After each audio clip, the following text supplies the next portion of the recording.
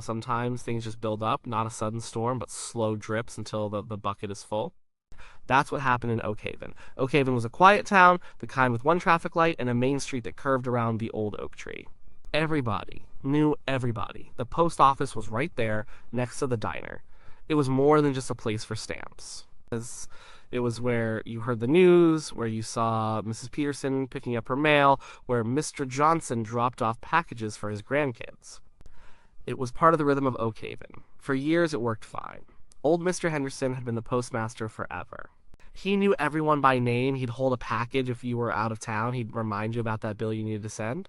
But then Mr. Henderson retired, and things changed. The new postmaster, a young woman named Sarah, came in. She was bright, energetic. At first, people liked her. But then new rules came down from somewhere else. The hours changed, they cut staff, and the service, it just started to slip, slowly at first. Packages started getting delayed, important letters went missing, sometimes the mail truck didn't come at all on certain days. People would show up at the post office, and it would be closed without notice. Or Sarah would be there, but she'd be swamped, looking stressed, and couldn't help. The lines got long, the smiles disappeared. It wasn't one big thing. It was 1,000 small things. Mrs. Gable didn't get her medication refill in time. Little Billy's birthday present from his grandmother showed up a week late, smashed. Farmers missed out on important market updates because their mail was slow. The local newspaper, a weekly, couldn't get its copies out reliably. Businesses like Miller's Hardware found their supply orders arriving wrong or late. People started to complain. They talked about it at the diner. They grumbled at the grocery store. They called the number on the Postal Service website, but nothing happened. It felt like nobody was listening. It felt like Oakhaven didn't matter to the big postal system. One Tuesday, a particularly bad day, the post office was supposed to open at 9 a.m. But it stayed dark. Sarah finally showed up an hour late, looking pale. She just put a closed until further notice sign on the door. No explanation, no apology, just a blank sign. That was the last straw for many. Later that evening, a group gathered at the town hall. Not an official meeting, just neighbors showing up. Old man Davies, who never said much, stood up and said, "We can't keep living like this. Our town is falling apart because our mail isn't working." Everyone nodded. There was a buzz of anger, but also a feeling of helplessness. What could they do? They were just okay then. But then someone, I think it was Mary from the bakery, said, "Why don't we just stop using it? What if we don't go there at all?" The room went quiet. Then a few murmurs. Then a louder buzz. The idea at first sounded crazy. But it also sounded like something. It sounded like power. It sounded like they could actually do something. The seed was planted. It was a desperate thought, but it was their desperate thought.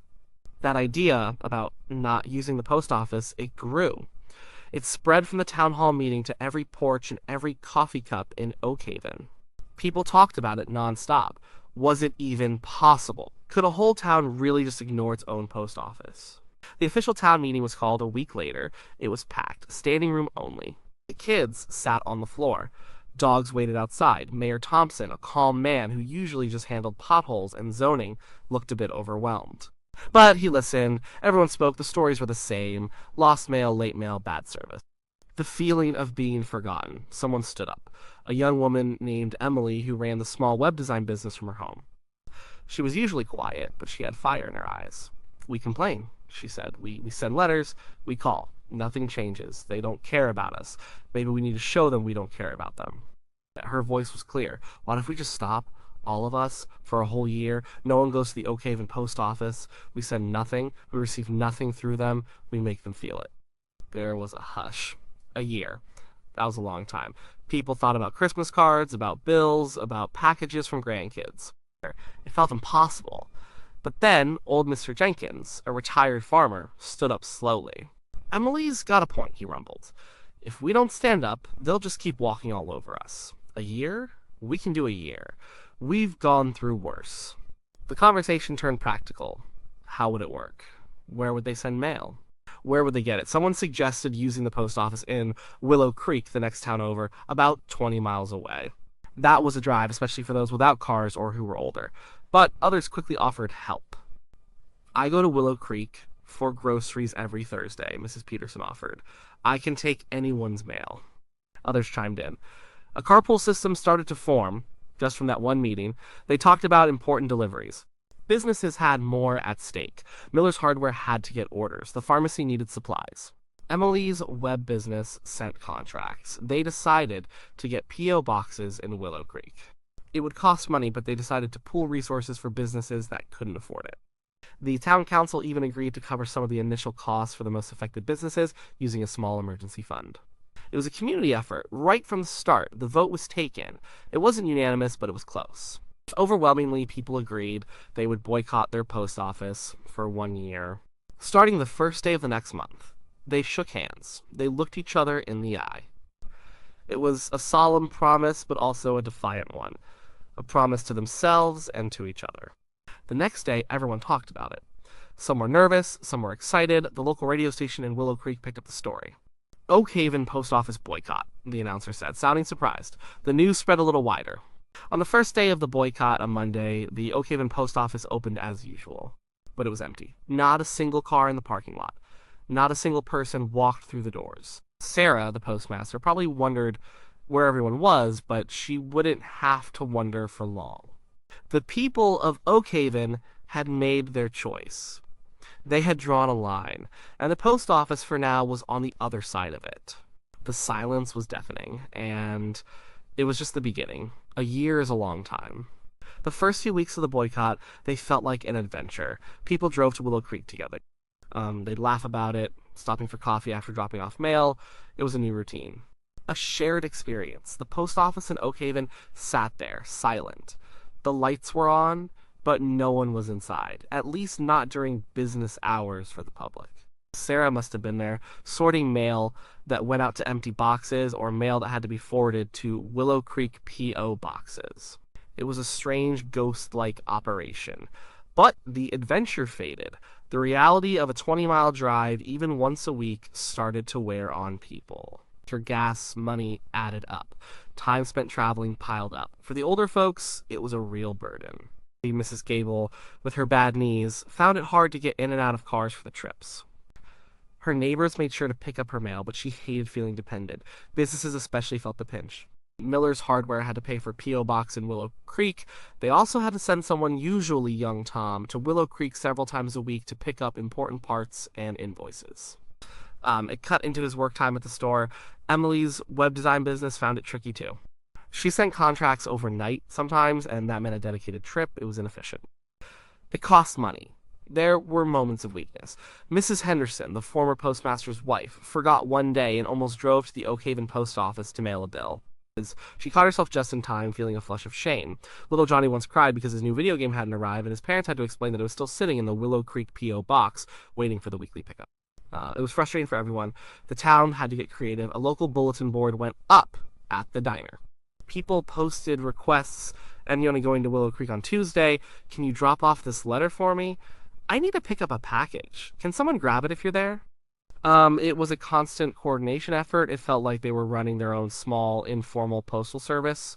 But this shared effort, it also strengthened the town. People helped each other more.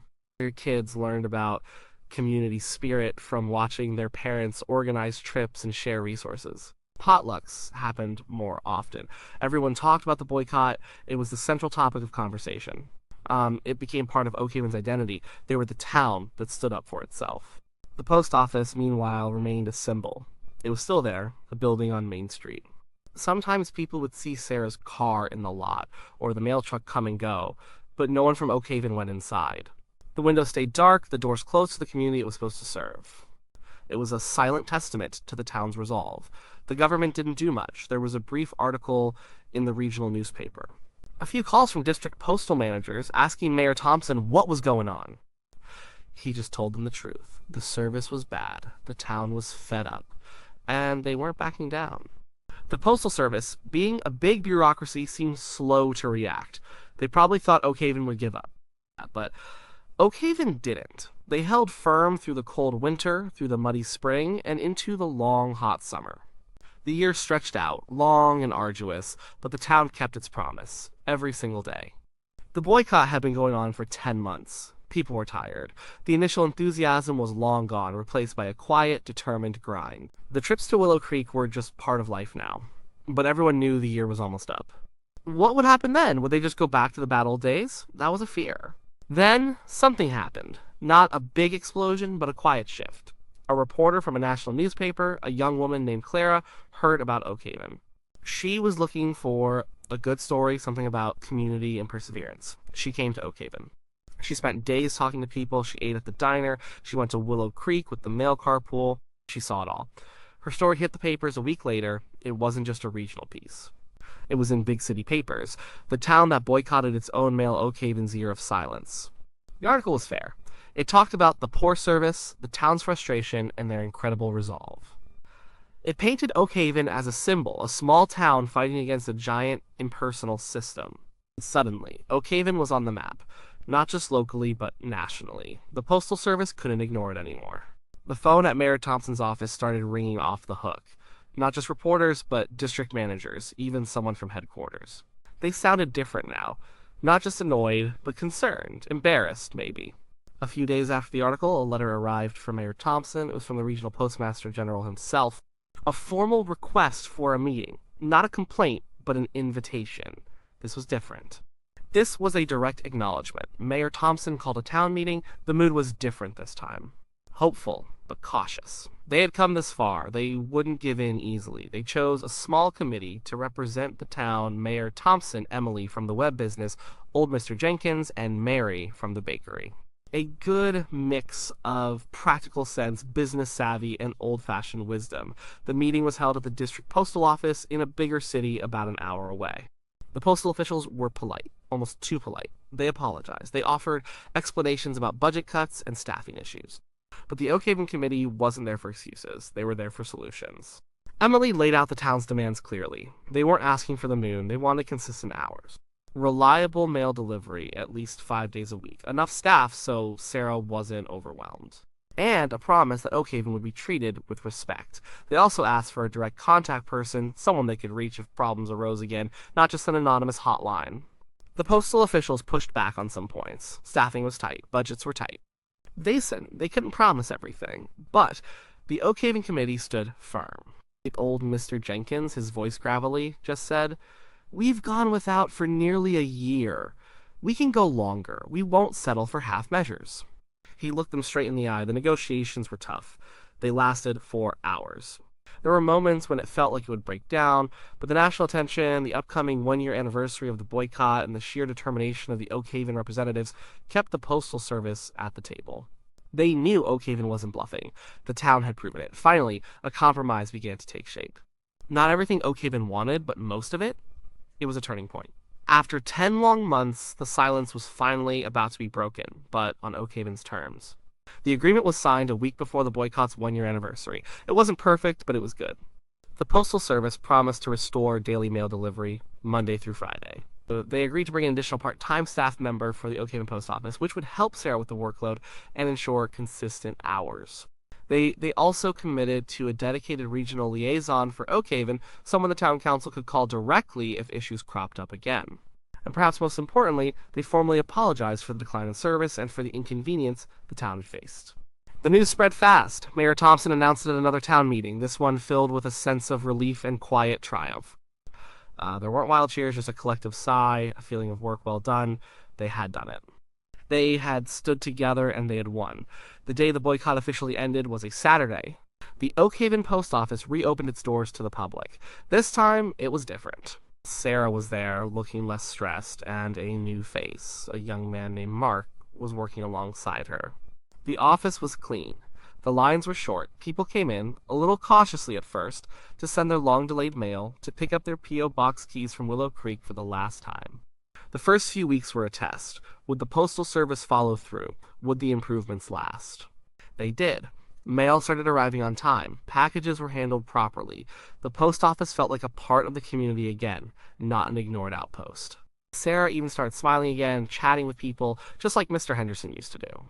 She apologized to many individually, explaining she had felt overwhelmed and alone. The town, knowing her struggle, forgave her. It wasn't just her fault. They knew that now. The impact on Oakhaven was deep and lasting. The town learned a lot about itself. They learned the power of collective action. They learned that even a small town could stand up to a big system if they stuck together. The old bulletin board at the diner, once for mail requests, now became a community hub for sharing tools, organizing town events, and helping neighbors. The carpooling to Willow Creek ended, but the spirit of helping each other, that stayed. Years later, the Oakhaven post office still runs well. Mr. Mark, the new staff member, eventually became the postmaster when Sarah moved on to another role. He remembers the boycott. Everyone in Oakhaven remembers it. It's part of their story. They tell it to newcomers. It's a quiet reminder that their town matters. The boycott wasn't just about mail. No, it was about respect. It was about a town finding its voice. It was about proving that even in a world that often feels too big and too fast, a community can still decide its own fate. Oakhaven, that quiet town with one traffic light, became a little legend, a place where people didn't just complain. They acted, and they won. And because of that, their post office and their town became stronger than ever before. It was a year of silence that spoke volumes.